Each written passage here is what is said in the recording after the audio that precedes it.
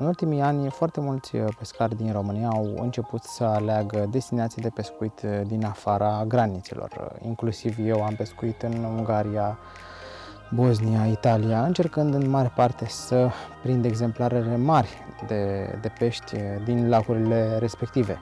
Expedițiile de pescuit din alte țări au ceva special, mai ales atunci când ne aflăm pentru prima oară pe un lac, pe un stand de pescuit, iar în momentul în care avem o trăsătură, efectiv adrenalina crește foarte mult pentru că nu cunoaștem exact mărimea peștelui, crapului care se află în cârlig. Despre astfel de expediții de pescuit din alte țări este vorba și în această nouă serie Eurotrip de pe canalul de YouTube Carpstaff, la care vă puteți abona și veți putea primi notificări în momentul în care vor fi urcate și alte episoade. Găsiți aici jos în partea dreaptă a ecranului un buton de abonare sau subscribe și veți primi, cum v-am spus, notificări în momentul în care vom urca un alt videoclip. În acest prim episod din seria Eurotrip ne aflăm în Bosnia, pe lacul Zabar, unde eu unul am mai fost acum câțiva ani alături de Andrei și nu am reușit să prindem un crab mai mare de 17 kg, însă între timp peștii s-au mai mărit, recordul lacului este undeva la 30 de kg. Ne aflăm timp de o săptămână aici, alături de mai mulți membri din VLC Carp. Suntem pe două zone diferite ale lacului și sperăm să avem destul de multe trăsături și să prindem mai mulți crapi mari pentru a începe cu dreptul sezonul de pescuit.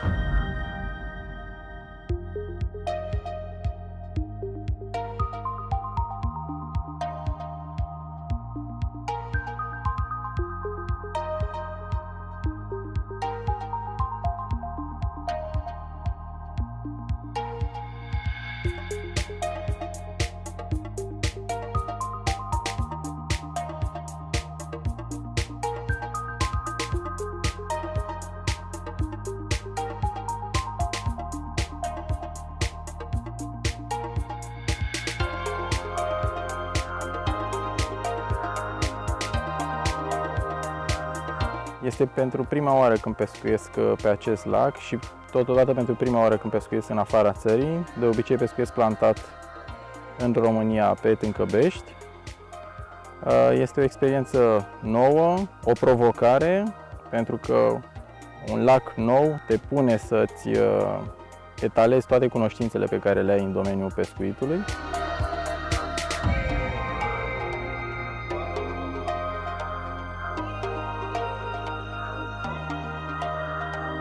Din punctul meu de vedere, este foarte important să te interesezi de la pescarii care au mai fost pe lac, de la administrație, orice surse de informare, internet, Facebook. Este foarte important să știi cât mai multe despre lacul respectiv, despre zonele unde mănâncă peștele, momelile la care au prins pescarii care au mai fost.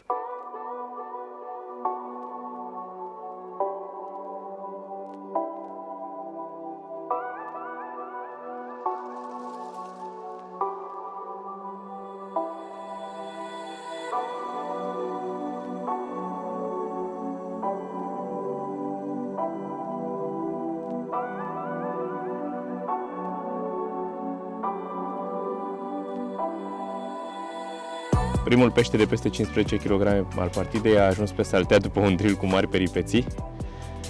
Am reușit să-l scoatem după ce ne-am băgat un pic și în apă, care este foarte rece. L-am prins plasând montura la circa 1 metru de malul de vis-a-vis. O montură cu două boilesuri de 16 mm Red Squid.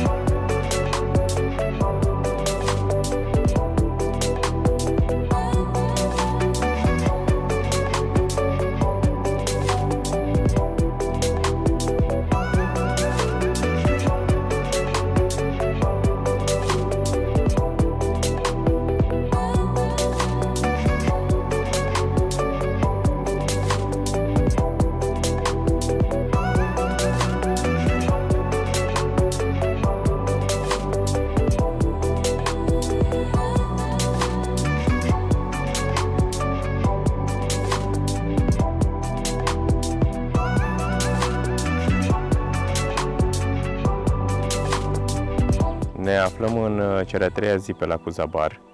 Peștii nu au răspuns foarte bine până acum, numai că în această dimineață am plantat toate monturile la 1 metru maxim de malul opus, pentru că am văzut în acea zonă sărituri și deja până la această oră, în 2 ore, am avut 2 prezentări.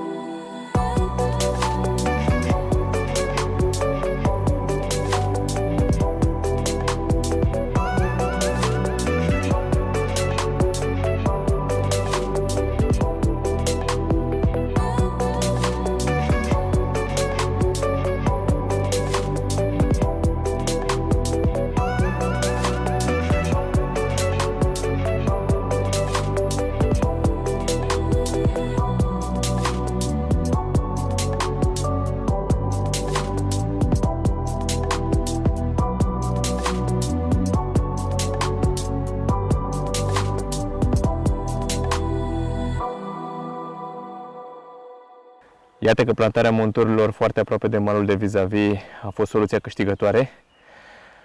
Avem pe saltea primul crab de peste 20 de kg al partidei, 24,5 mai exact, care a venit la un boiles half and half, red squid, de 18 mm.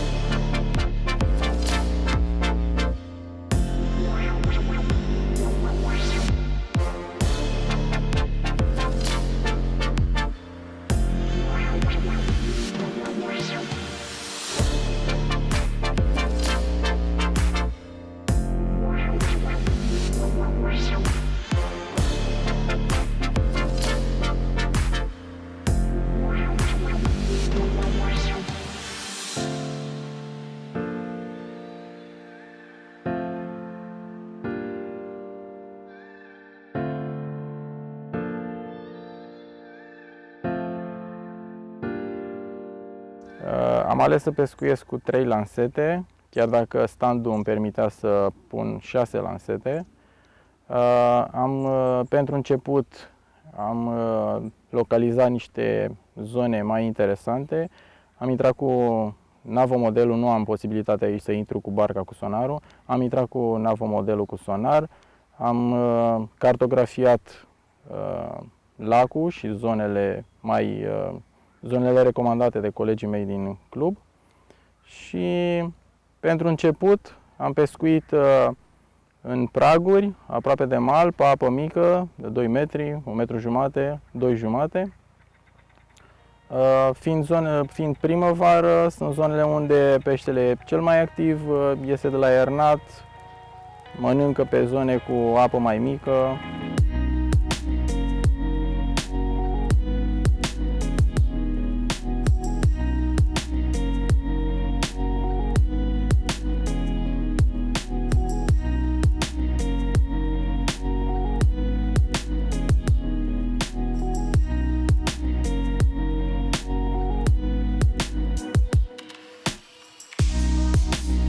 Monturile pe care le-am folosit în această partidă și care ne-au adus și rezultate au fost monturi construite cu fire suple, maxim 15 livre, cârlige de 6 și de 8, iar pe firul de păr am pus ori un boiles de 16 mm sau chiar 2 de 16 mm. Iar ca alternativă am mai folosit și boilesurile care, să le zicem noi, critic echilibrate sau semiflotante half and half,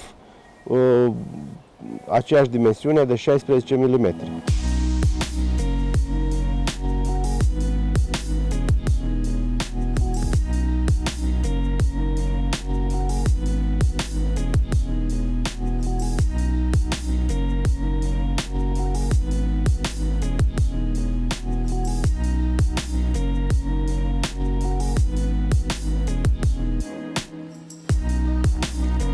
Avem un nou drill pe o lansetă care a produs undeva la 80-90% dintre trăsături. Acum această prezentare am avut-o la doar 5 minute după ce am replantat lanseta. Dovadă că este un loc productiv și peștele este în zonă. Dacă prezentarea e bună, trăsătura vine repede. Nu știu dacă este un pește foarte mare, dar să vedem ce ne aduce Virgil la mal.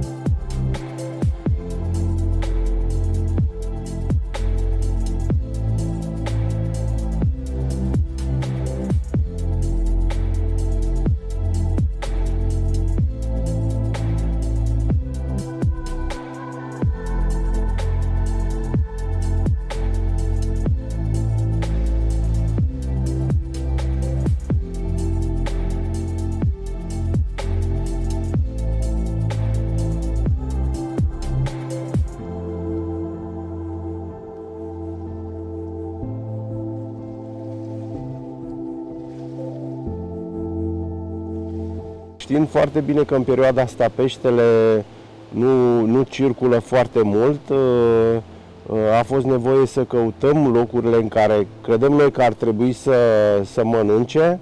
Astfel am căutat să plantăm cât mai aproape de mal, unde automat e și apa cea mai mică. Am nădit foarte puțin, în special cu boilesuri mici. Am preferat să nu nădim excesiv, decât local, cu un săculeț PVA în care am pus boilesuri și câteva pelete.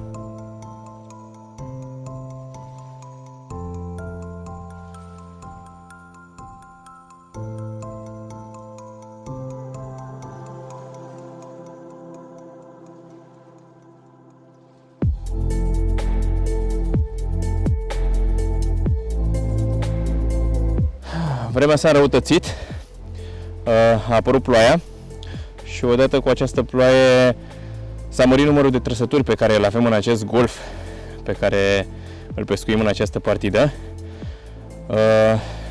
Am pus pe săltea și un nou crap de peste 20 de kg, 21,5 mai exact, prins la două boilesuri de 16 mm Red Squid Super Deep.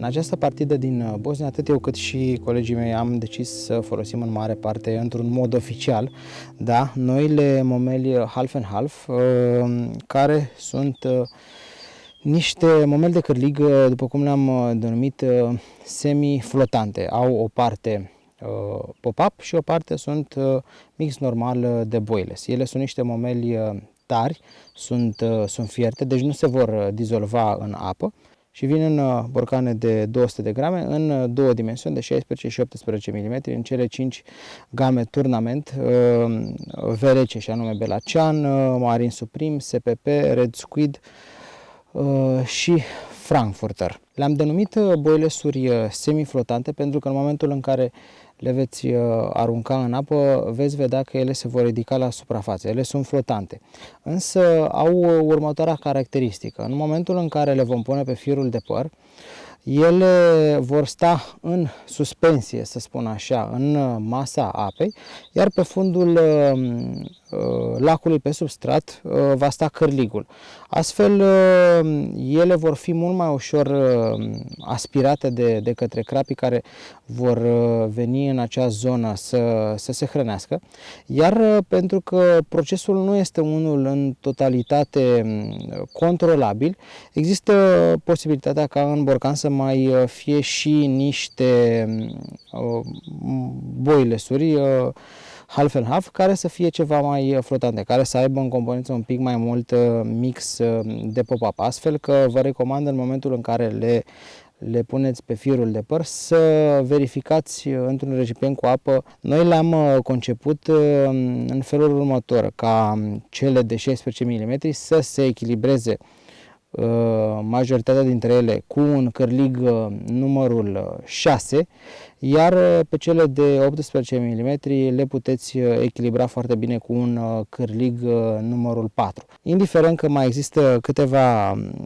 boilesuri în borcan care poate că nu se vor echilibra cu un cârlig numărul 6, mai mult ca sigur că toate se vor echilibra foarte bine cu un cârlig numărul 4 și pot fi folosite atât ca momeli singulare, cât și în conjuncție cu altele, cu monturi moi, combi, rigide, în toate variantele pot fi folosite. În această săptămână peștii nu s-au hrănit exact cum ne-am fi dorit, iar lucrul ăsta se întâmplă îndeosebi primăvara, când apa este rece și nu există o perioadă ceva mai lungă în care să fie temperaturi constante. Este o diferență destul de mare între zi și noapte, iar apa este destul de rece, așa că astfel de momeli semiflotante, cum sunt acestea half and half, sunt recomandate în această perioadă în care peștii nu prea se hrănesc, sunt apatici. De ce? Pentru că ele vor putea fi absorbite mult mai ușor de către crap și îi vom păcăli mult mai repede. Un boiles half and half din acesta pe firul de păr lângă un săculeț solubil este o variantă foarte, foarte bună în perioada asta de primăvară.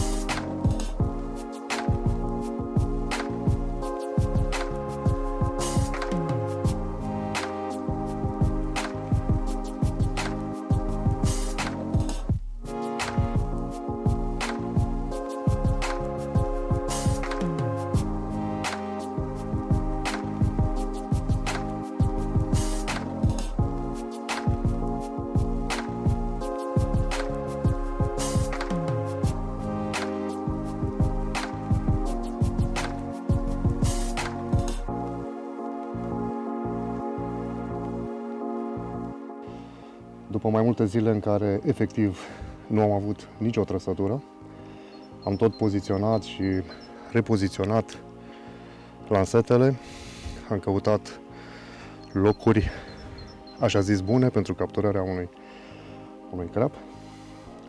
Iată că în această dimineață insistențele noastre au fost răsplătite cu acest superb crap oglindă de aproape 23 de kilograme.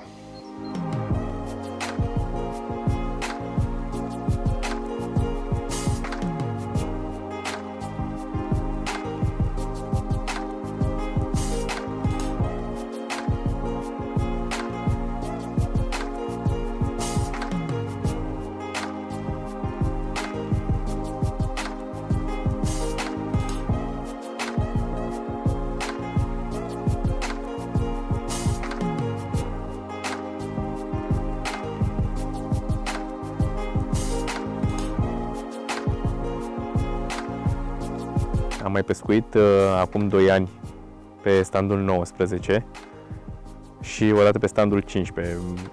Partida fabuloasă pe care am avut-o acum 2 ani pe standul 19 a fost și principalul motiv pentru care am ales anul acesta să pescuiesc tot pe standul acesta. Un stand foarte bun, fiind un golf închis, un loc de refugiu pentru peștii de pe această baltă. Însă acum 2 ani primăvara a fost un pic mai timpurie, a fost mult mai cald, apa era în principal mult mai caldă, dar și se vedea inclusiv vegetația înconjurătoare era mai dezvoltată și peștii se hrăneau mult mai bine. Ca o dovadă a acestui fapt stau numărul de capturi pe care l-am avut atunci versus numărul de capturi pe care l-am avut în această partidă. Dacă acum am avut 20 de pești puși pe saltea cu o medie undeva pe la 13 kg și 3 crapi săriți de 20, atunci, după cum v-am spus, am avut o partidă fantastică cu un număr de aproape 60 de crapi, o medie undeva peste 15 kg și 7 crapi săriți de 20, culminând cu 2 crapi, unul de 25 și unul de 25 jumate. Am încercat să abordăm partida într-un mod similar cu felul în care am abordat acest stand în urmă cu 2 ani, numai că hrănirea mult mai apatică a peștilor ne-a făcut să ne schimbăm un pic strategia. Clar a fost o partidă în care a trebuit să localizăm mult mai bine peștele, să plantăm monturile foarte aproape de malul de vis-a-vis, exact în locul unde am văzut prezența câtorva crapi și dovada acestui lucru este faptul că numai în acele zone am avut trăsături. Asta spre deosebire de partida cu 2 ani, unde crapii mâncau pe o zonă extinsă și se hrăneau intensiv.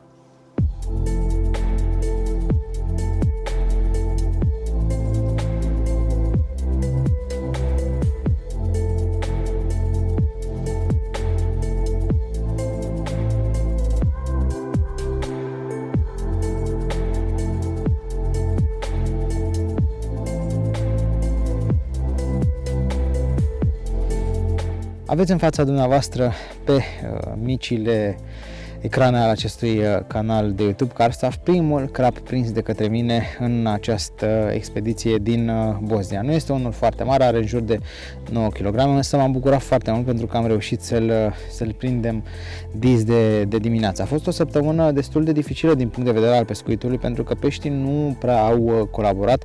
Au existat diferențe mari de temperatură între zi și noapte, schimbări de vreme, ploaie, soare, înorat și așa mai departe, și noi nu prea am reușit să prindem foarte mulți pești.